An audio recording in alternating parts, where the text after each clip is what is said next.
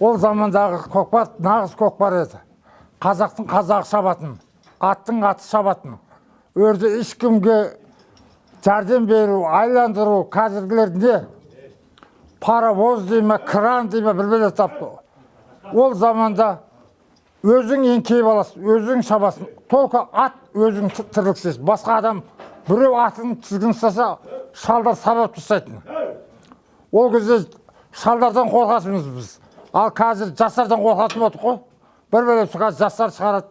Негізі дұрыс емес, қазір таза еркек көкпар емес.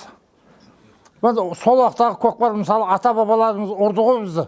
Ұрмады емес, шалдардан қашатынбыз. Біреуге жіберіп қойсаң, қамшымен қолап жүріп сабайтын. Бар, қолап жүріп тартып әкелмесең, қайтып келме алдыма дейтін. Сонда болатын. Ол үшін біз дүниесін сапқан жоқпыз, намыс үшін саптық. Мысалы, мен көкпарды бастадым. Өтірік айтпаймын, мен 14 жасымнан бастап көкпар саптым. 6 класста мен мектептен қуып жіберген. Өз мысалы оқуға деген махаббатым болмады. Содан не керек, сәл бұлтпаудан кейін жоқ, ынтам болмадан кейін мен мектептен шығарды, 8-ді документін береміз деді. Содан күресесім, күрес жүретін ол кезде. Күрестен ат теуіп жағым сындырды да, күрестен шығарып жіберді, жарамадым. Оны көкпарға айландым ғой. Сол көкпарды саптым. Ол кезде жас болатынбыз, елімізде атақты кісілер болатын. Мына уақытында заманда шықты білерден Қамбар деген кісі шыққан. Мыңбай күрең ағылмен шыққан, бүкіл атағын шығарқан Азияға. Одан кейін еңбекшіде Сатыбалы деген көкеміз болған, Байдуаш. Ол сапқан. Оның інісі болатын, Еген деген кісі. Қайтыс болып кетті марқұм. Міне соларды біз көріп електесіміз. Ой, пірбай, егін болса, осы сияқты шабандоз болсақ деп, сол кісілердің қолын алып, ауылға атпен, кейбір есекпен, олар үлкен кісі оқыған, біз жаспыз, жүгіріп кеп, қолын алып ата деп. Сондай заман еді. Үлкеннің қарғысынан ба батасын алды еді ғой. Сол айтпақшы, мен өзім кішкентай кезімде жаңа көкпарға алғаш барғанда жұрттан мені келе кететін. Не 14 жасар баламен 6 класс пісіргем жаңадан. Ешкім менсінбейді. Бір қалғозына аттыммен шабатын. Әркімнен тартып алам, бірақ аттым жарамайтын берегесін. Ешкім менсінбейді. Сонымен қапа болып жүретім. Бір күні бір шал бар еді, сөйтсе заманында Нұрбақаның әке Сарсенбек деген шал болатын, Мыңбай ауылда тұратын. Қарауыл болып істейтін ол кісі. Аяғы тірі сақау болатын. Содан сол кісі біз досым қой бағып жүргенбіз екеміз. Шал кеп қалды, шалдан әңгімеге тарттым. Ата, осы сіз нағып тіліңізге не болған, нағып сақауларым сөйлейсіз деп. Баламын деді, мен деді, жас кезімде деді, мықты шабандоз болған дедім, атақты деді. Сөйтіп көкпар тейіп, айқайлап шауып келатқанымда деді, ат өзден өз құлаты дейді. Сол кезде тілімді дейді, тістеп ағам дейді. Содан тілім осындай сақау болып қалды дейді, шайнап тістағам дейді тілімді. Сол кісіге айттым, онда ата сіз сондай не мықты болған екенсіз. Маған батаңызды беріңізші дедім. Сол кісі маған бата берген. Сол батасы шын ниетімен берді ма, содан кейін мен көкпарға ұмтылып, қол жүзге түсе бастадым. Сөйтіп жаңағы көкпарға баратын қалғоздың атыменен. Ешкім менсінбейді, мен жас бала, ана мынау деп жаңа. Бір жезделеріміз келе кетеді, ой сені түк шықпайды деп. Бір жезден барады, Жанболат деген, ол кісі маған дух беретін. Поддержка, осыдан шығады, осы мықты болады, палуан болады деп мені көз сөйлейтін.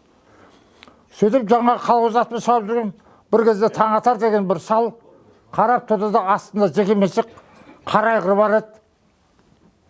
Қанбек мынаны мінсі баламын деді. Ана атқа міндімді. Артымен аты үшілі төте тастадым жаңа. Іліп алам ат мықтатты жекеменшік. Қалғоз ат жарамайды. Сөйтіп кімсің Қанбек бірден атағым шықты ғой. Жұрттар үлкендер салдар, мен атымды уже бастады. Сол екен, уже мына төңіректің бәрін менсінбей, Сайрам ауданында өттім. Сайрам ауданының үресінде Алғабас районында барым. Кейін Жамбылға бak, жан жақта араласаптым ғой, құмарлықты.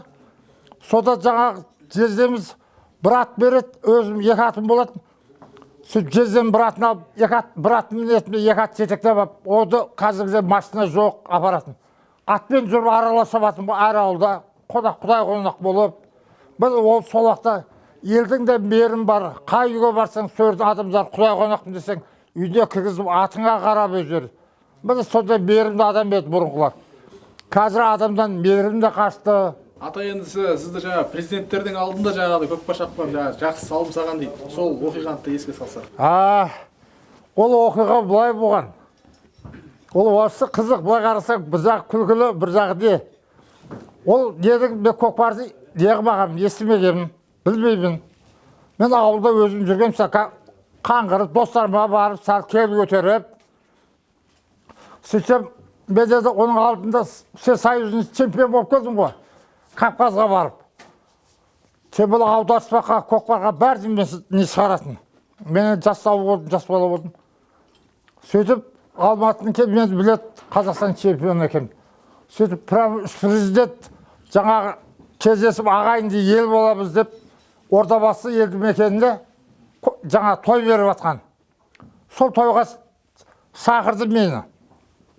Жаңа районның спорт комитетінің Әзербайжанға айтқан, Алматыдан прямо сояққа приказ беріп. Ол байқұс автобуспенен артист ішінде қыздар келіншектер бар. Іздеп жүр екен ол кеп. Мен білмеймін ол көкпарды бардым. Сөйтіп осы ауылға жетуде бір досыма келе жатқан. Сөйтіп жаңаға автобуспен іздеп кетті. Сені іздеп жүргенімізге 1 сағат, 2 сағат болды. Қаяқта жүрсің, адам ұрса деді алар. Дұрыс қойды. Спорт комитетінен аяқта приказ бастықтан беріп жатыр. Сонымен сабалды автобусқа. Сөйтіп сонымен бардық, барғанша көкпарға. Сол қайта кешке қарай жеттік. Ордабасы. Бардым да сөйлеп бір атты міндім, мына Мықтан деген ағаты болады, мына Абай қалғозымен, сапқозымен соз. Көкпар тиді, бастым, ат еш шығамайды. Адам көп пе? Ат бір жарты сағаттай мен басып отырдым. Сонымен өзі көкпарда бітті бірінші күн көкпар. Сонымен болып кетті, кешке қарай демалатыма бәріміз жан жаққа кеттік, жаттық. Ертеңді аздан да адамдар жинап жатыр өзі, көкпар басталады, ойбайсыз. Сонымен бардық, бәріміз отырмыз. Сөйтіп бұда Жаныс досымда жаңағы Маулан деген кісі бар еді. Сол байғыз бұрыл айғыры болатын, мықты айғыры. Сол айғырды маған айтатын, постоянно. Қаныбек, айналайын палбадым, бұл сенің атың, саған лайықты ат деп. Мұна Бауыржан Момышұлдың тұлпасы көкпар берді. Соны көкпардан шақырған, маған кел, мен атты апарам деп. Мен ол көкпарда тауда жылқы бағатын келінбай қалдым. Сөйтіп сол көкпарға барамадым, атты Серқан марқұм мінген мен тамырым бар едім, Антон Күнжікті. Осы Қазақстанның тренері еді, көкпардың. Сол мінген, сөйтіп сол бір машинаға саған, бір Ниваға. Нива ба, жүгілі ба, неге сат бір машинаға. Сөйтіп қазір әберліп қатқан ауыр. 3 бидің көкпарында жаңа атты маған балдар айтты, Жарқынбай, Күміш деген ағаларымыз. Бұрылат Қанбекке пары келеді, бер деп. Оған баласы ыңғай бермеді. Марқұм әкесі де түс көрген екен. Енді өле шағында жұртқа айтып кетіпті. Маулан Ақсақал.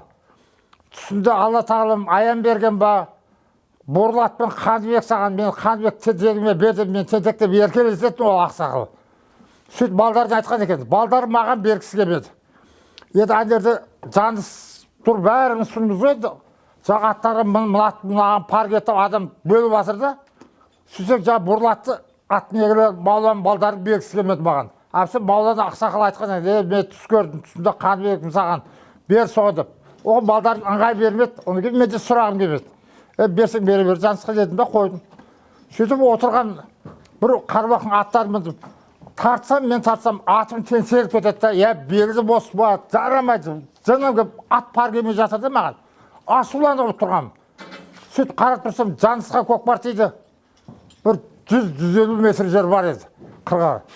Әдемақ басты, атым мықты. Жаныс айрылықта қалды.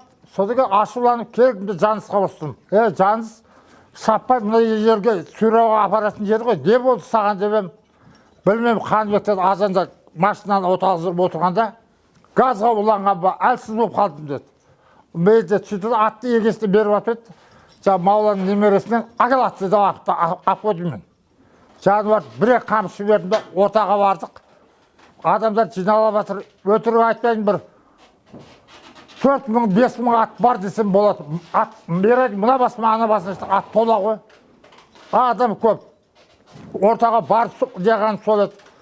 Той басы атады, не атағанды білмеймін мен оны.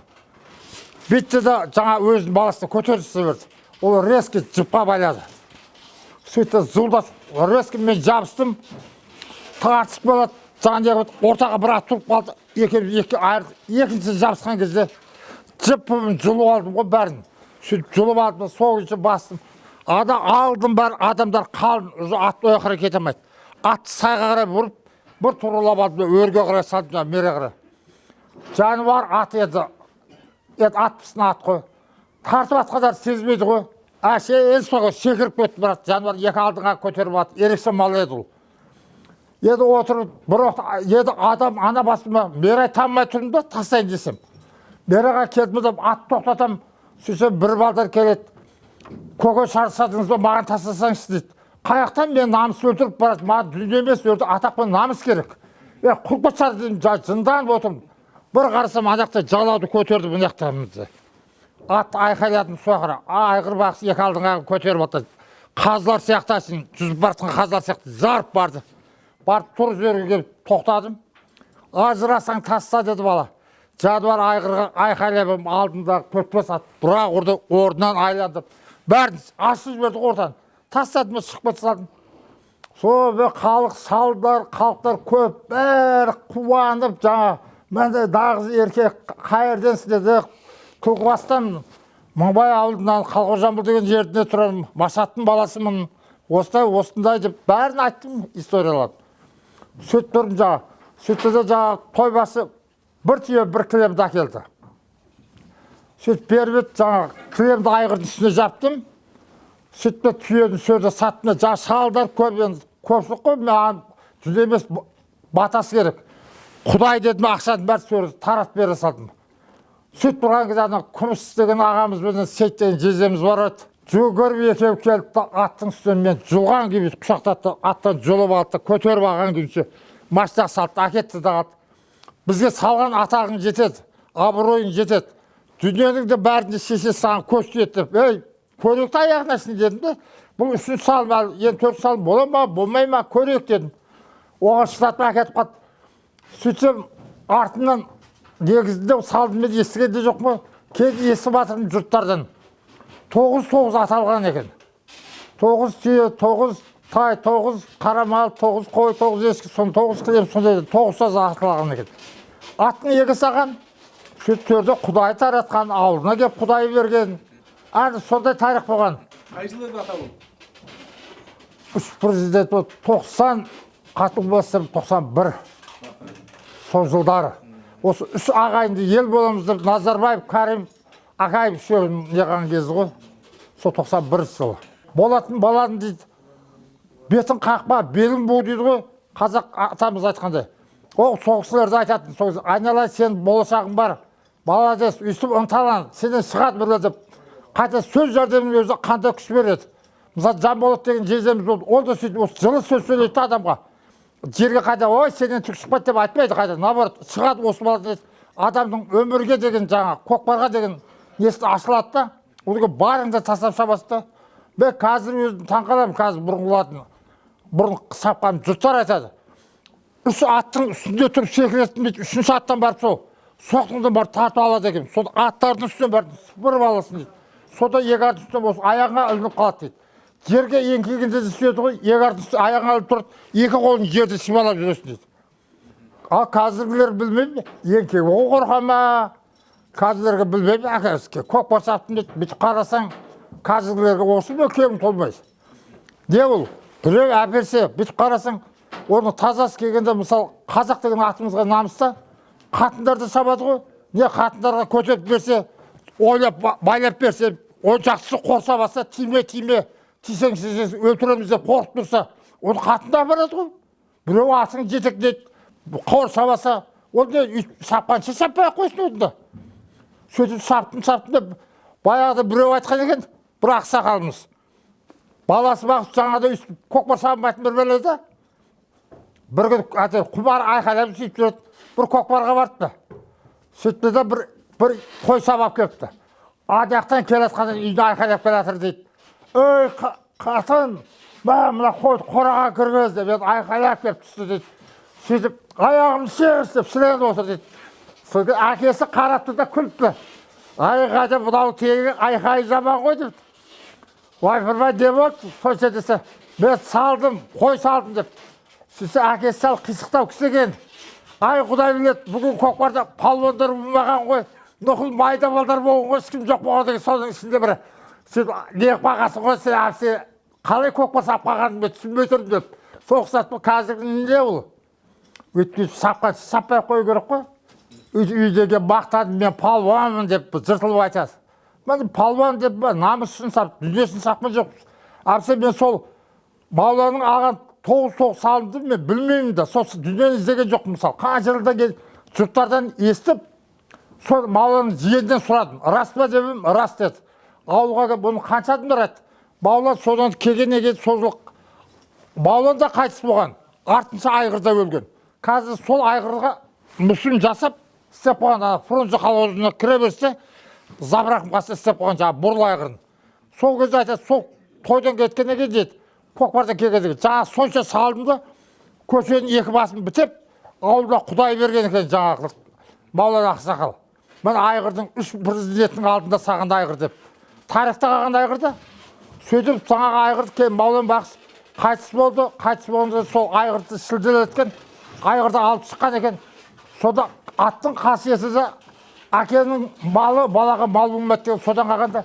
Сода айғыр дейді, Мазратқа қарап кісінеді дейді. 2-3 рет кісінетті дейді. Айғыр тіке тұрғанда секіріп, артқа қарай өзі тастағанда сүйгесіменен болды. Пышаққа ілінді дейді ғой. Сонымен егесе бұда тегін емес. Сөйткенде бауыздағанда елге Құдайға таратып берген. Әне дұрыс қалған. Сол сияқты жақсы аттар сөйтеді. Баяғыда Мыңбай атамызды сөйтіп күрең айғыр деген бүкіл әлемге аты шыққан айғыр. Ол айғырда сөйтіп көкпардан келіп, жолда пышаққа ілінген, оны да сөйтіп елге таратып берген. Сол сияқты небір қазақтың аттар да бар, жігіттер де бар, жастар да бар, соларды тәрбиелеу керек. Мысалы өзім барам қазір, балдарға бұлай емес, бұлай тартыңдар, қорықпаңдар, ынталаңдар деп. Сөз жәрдем болса да айқайлап тұрам, әпсе, өзі аяқ қолын бәрі сынған көкпардан. Өзі мен сол үйрету үшін барамыз, ақыл айтып, қорықпаңдар, жігіттер бүйтіңдер, тартатын кезде көкпарды төмен қарай ұрдыңдар. Сендер адау қайырған қолы сояудан ұстап тартыңдар. Әдіс бар, әр нәрсенің опыты бар. Мысалы Кавказда сапқанда Американың қазақтары келгені.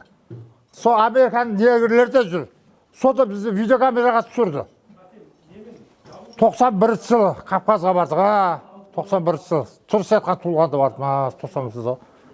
Кавказда все сайын жарты. Сода жаңағы сояқтан Американың адамдары бізге қатты мықты баға берді. Қалай баға берді? Айтты сонда. Міне деді, ең қазақтың спорттың қиыны деді, көкпар екен деді.